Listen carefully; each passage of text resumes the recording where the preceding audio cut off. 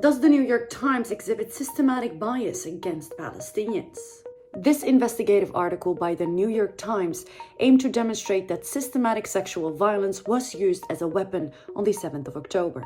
It has been called out numerous times over its sourcing and reporting, stirring debate.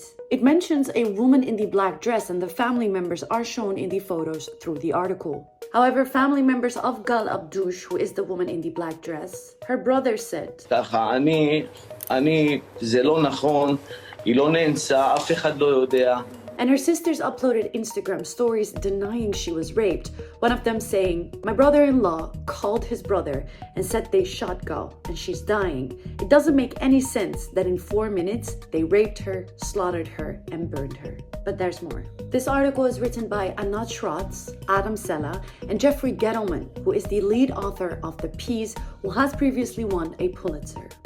I don't want to even use the word evidence, because evidence is almost like a legal term that suggests you're trying to prove an allegation or prove a case in court. That's not my role. We all have our roles, and my role is to document. So if this investigation didn't include evidence, what the hell are we doing here? And not only did Jeffrey downplay evidence, he also brought Anat into this project. Anat worked for the Israeli Air Force intelligence and liked this post on social media that asks Israeli forces to turn Gaza into a slaughterhouse. Yet the Times management has put her on this ultra-sensitive story, and in her words, ברור, קודם כל, העיתון עמד פה מאחורינו ב-200% ונתן לנו את הזמן ואת ההשקעה ואת המשאבים להעמיק בתחקיר הזה ככל שידרש. אם היינו צריכים עוד חודש, אז בוודאי שהיינו מקבלים. Yet a Palestinian journalist, however, who liked and posted similar posts but about Israelis, was fired. Anat said on a radio show, זקה 30 מתנדבים, וכל אחד מספר לי משהו אחר שהוא ראה. Zeka is an ultra-Orthodox Israeli non-governmental volunteer organization specializing in disaster response, who were on the ground after the 7th of October attacks, and are accused of taking weapons as souvenirs. Zeka volunteers lack forensic expertise, and according to Israeli news outlet Haaretz, mishandled evidence while spreading false stories about the events of 7th of October. And they were one of the voices who spread the misinformation of the beheaded babies.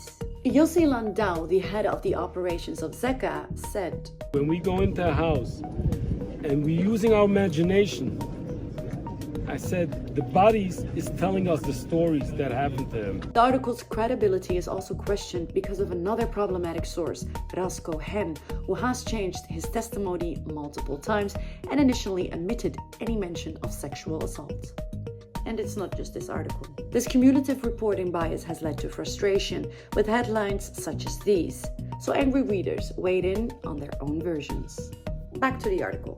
October7factcheck.com, a website that provides research and information about the events of 7th of October and its aftermath, Hafsadat claims that rape was used systematically as an intentional, deliberate, and widespread weapon of war on the 7th of October remain unfound, as of for now, and that the Israeli government has failed to produce data, forensic or otherwise, to prove such claims. Yet conclusive investigation is still a work in progress. The New York Times' bias against Palestinians, among other biases, is troubling, as it may justify Israel's actions by perpetrating harmful stereotypes.